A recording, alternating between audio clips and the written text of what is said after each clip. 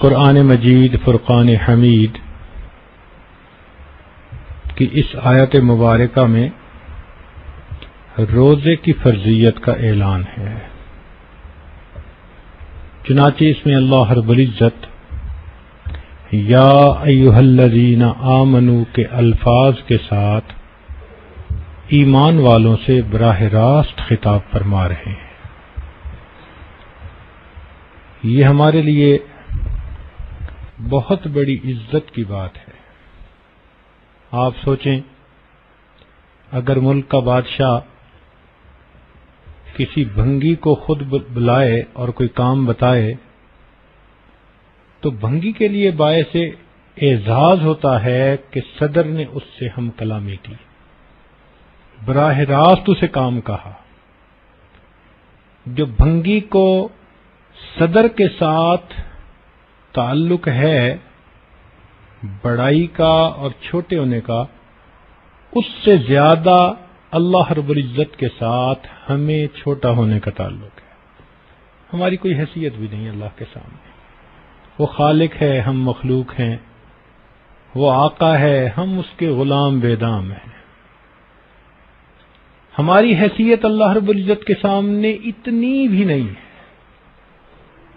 پھر اللہ تعالی اگر براہ راست خطاب فرمائیں تو یہ کتنے بڑے اعزاز کی بات ہے۔ بنی اسرائیل کو اللہ تعالیٰ نے تورات میں ایک مرتبہ براہ راست خطاب کیا تو اس بات پر وہ اتنے خوش ہوئے کہ کہنے لگ گئے نحن ابناء اللہ و احباؤہ، ہم اللہ کے بیٹے اور اس کے بڑے محبوب بندے۔ یعنی ان کو سپیریورٹی کمپلیکس آ گیا صرف اس ایک خطاب کی وجہ سے کہ ہم اتنے تو پیارے ہیں کہ رب کریم نے براہ راست خطاب فرمایا۔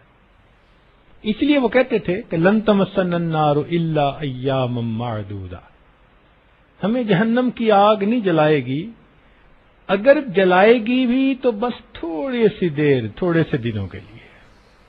اتنا خوش فہمی کا شکار ہو گئے۔ اعزاز کی بات ہے کہ اللہ تعالیٰ براہ راست خطاب فرمائے، اور قرآن مجید میں اللہ تعالیٰ نے اس امت کو 88 مرتبہ یا ایھا الذین آمنوا کے الفاظ سے خطاب فرمایا ہے۔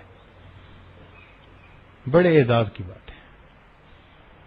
یہ جو ہے نا کسی نسبت سے پکارنا، اس کی اپنی ایک کھچاوٹ ہوتی ہے۔ مثال کے طور پر ایک بچے کی ماں کا نام ہے عائشہ، اگر وہ عائشہ عائشہ کہتا رہے تو ماں پہ اثر نہیں ہوتا، اور اگر وہی بچہ امی کا لفظ کہہ دے تو ماں کے وجود کے اندر ایک بجلی کی لہر دوڑ جاتی ہے۔ میرے بیٹے نے مجھے پکارا۔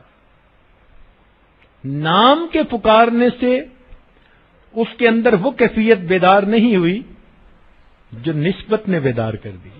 امی، بس ایک لفظ کافی۔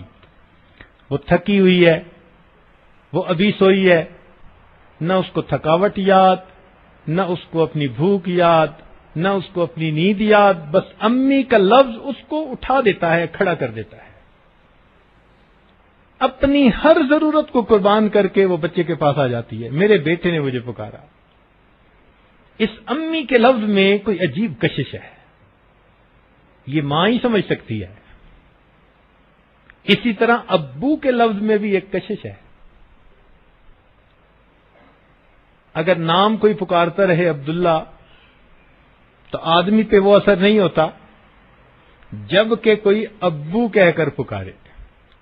بیٹا جب ابو کہتے ہیں نا تو بس باپ سمجھتے ہیں کہ بیٹا جو کہے میں پورا کر دوں۔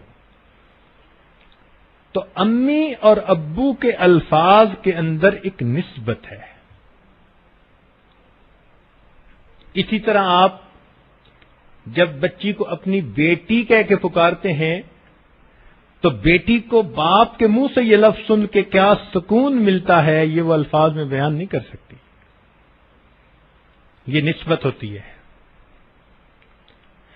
اللہ اکبر کبیرہ. علامہ شبیر احمد عثمانی رحمۃ اللہ علیہ کبھی کبھی پاکستان تشریف لاتے تھے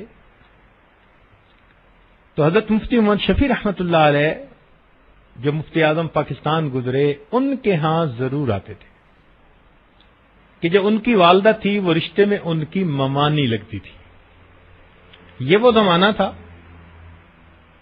کہ جب حضرت عثمانی کو لوگ علامہ کہتے تھے، شیخ کہتے تھے، شیخ وقت کہتے تھے، شیخ المشائخ کہتے تھے، مختلف القابات سے ان کو پکارا جاتا تھا. تو وہ فرماتے تھے کہ میں اس گھر جو آتا ہوں دو وجوہات سے. ایک تو اس لیے کہ رشتے ناطے جوڑنے کا میرے اللہ نے حکم عطا فرمایا کہ تم رشتے ناطے جوڑو، میرا تعلق ہے اس لیے آتا ہوں. اور دوسری وجہ اس لیے کہ وہ میری رشتے میں ممانی ہے.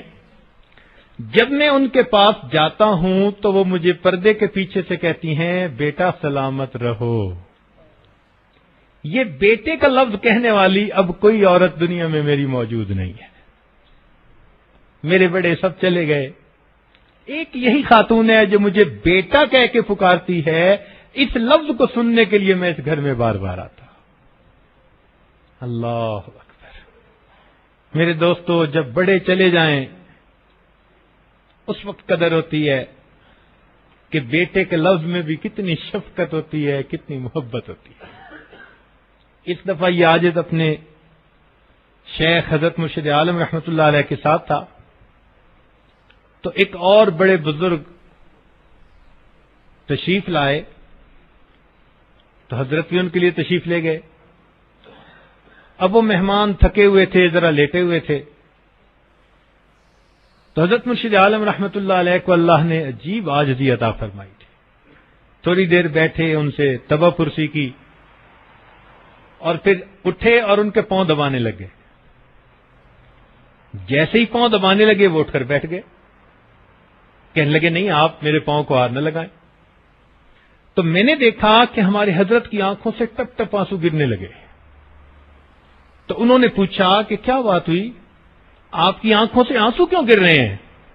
حضرت فرمانے لگے اب پوری دنیا میں ایسا کوئی آدمی نہیں جو اپنے پاؤں کو مجھے ہاتھ لگانے دے. اب کوئی ایسا بندہ نہیں رہا جو مجھے اپنے پاؤں دبانے دے. بس اس محرومی پہ میری آنکھوں سے آنسو آ رہے ہیں. یہ تو پتہ اس وقت چلتا ہے جب بڑے دنیا سے چلے جاتے ہیں، پھر انسان کو کوئی بیٹا کہنے والا بھی نہیں ہوتا. تو یا ایھا الذین آمنو، ان الفاظ میں ایک نسبت ہے ایمان کی. اس نسبت سے اللہ رب العزت سے پکارا ہے. اگر یا ایھا الذین آمنو کا عاشقانہ ترجمہ کریں تو یوں بنے گا کہ اے حسن حقیقی کے ساتھ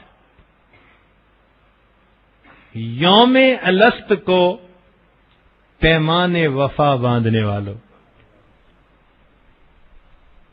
اللہ تعالیٰ نے عالم ارواح میں حضرت آدم علیہ الصلوۃ والسلام کی پشت پر اپنی رحمت کا دایاں ہاتھ پھیرا تو لوگ آ گئے. انسانوں جیسی شکلیں مگر روشن تھیں، قد چھوٹے تھے جیسے چیونٹیوں کے ہوتے ہیں. پھر قدرت کا بایاں ہاتھ پھیرا تو پھر انسان نکل آئے. چہرے سے آتے مگر انسانوں کی شکلیں چیونٹیوں جیسے. بات لمبی ہے، مختصر الفاظ میں یہ کہ اللہ تعالیٰ نے اس وقت ساری مخلوق سے ہم کلامی فرمائی، کلمہ عیانا، جلوہ بھی دکھایا سب کو، اپنی تجلیات بھی عطا کی اور ہم کلامی بھی عطا کی. تو لوگوں کو دو نعمتیں ملی، اپنا جلوہ دکھا کر سوز عشق عطا فرما دیا اور ہم کلامی کر کے کیف علم عطا فرما دیا. یہ دو نعمتیں ہیں ہر بندے کے پاس. لہذا یا ایھا الذین آمنوا میں یاد دہانی ہے اس عہد کی کہ اے روز الست میں اپنے پروردگار کے ساتھ محبت کا عہد باندھنے والو، تم نے قالو بلا کہا تھا، بلا کا نعرہ لگایا تھا، اے بلا کا مستانہ وار نعرہ لگانے والو،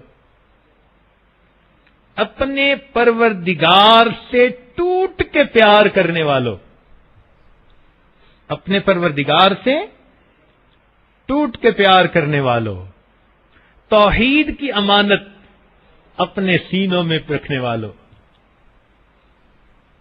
یا ایھا الذین آمنو، اے میرے پیارے محبوب کے چاہنے والو، اس پہ اپنی جان نثار کرنے والو، یا ایھا الذین آمنو، اے وہ لوگو جو اللہ تعالیٰ اور اس کے رسول صلی اللہ علیہ وسلم کے ہر حکم کو ماننے کا اقرار کر چکے ہو،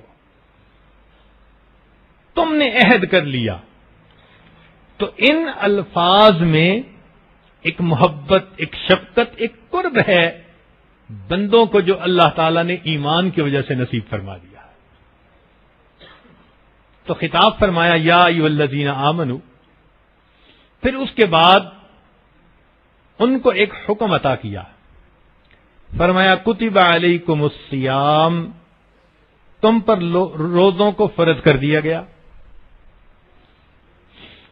یہ روزہ کیا ہوتا ہے؟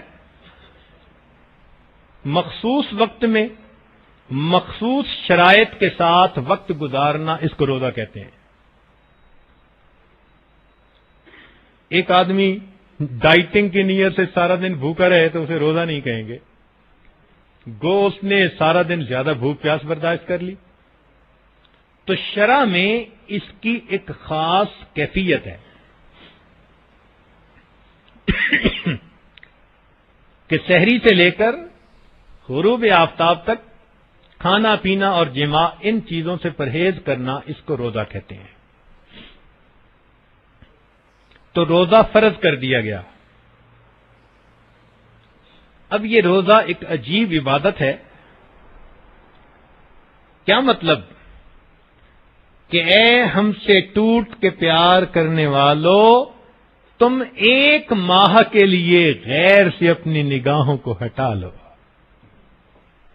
اپنی نظریں ہماری ذات پہ جما دو۔ روزہ کیا ہے؟ ہر طرف سے ہٹ کٹ کے اللہ رب العزت کی طرف متوجہ ہونے کا نام روزہ ہے۔ جسم کے ہر عضو سے اپنے محبوب حقیقی کی فرما برداری کرنے کا نام روزہ ہے۔